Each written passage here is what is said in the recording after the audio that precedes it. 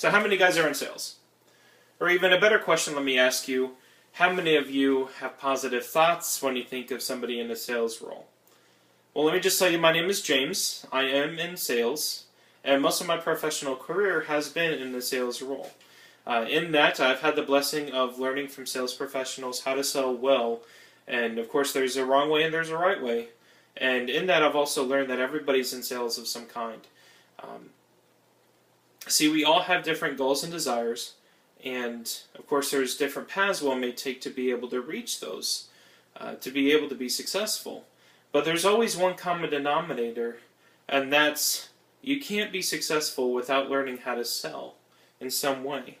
Learning this skill takes time and patience, and I do want to inform you today 3 things for you to keep in mind while you're going through life trying to be successful. These 3 things are, why are you in sales? What is the importance of you learning that you're in sales? And also, what you can do to further your sales skills. First things first, why are you in sales? See, I recently did a survey, June 15, 2013, and most of my classmates, actually all of them, said that they weren't in sales, but most of them had jobs or were planning to have jobs once they get out of college.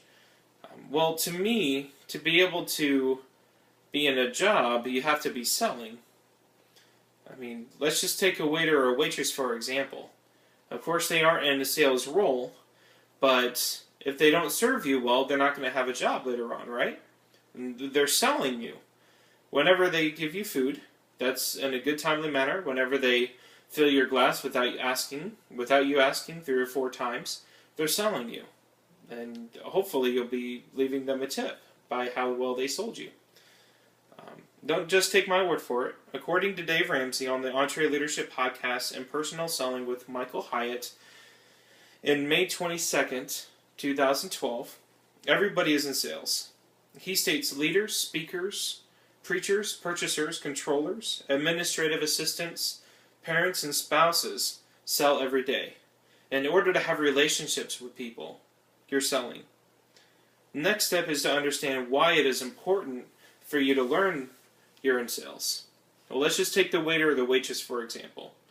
Most likely, they are relying on the tips that you give them and the job that they have for them to be able to survive, whether it be paying for their food, whether it be paying for their gas, shelter, clothing, or whatnot.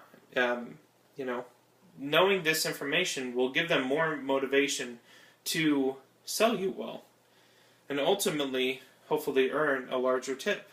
An example of that would be me. I've been known, my wife can vouch for me, I have been known to leave 0% on a tip if the service was nearly non-existent. It was horrible. But I've also been known to leave 500%. It all depends on how well they sold me.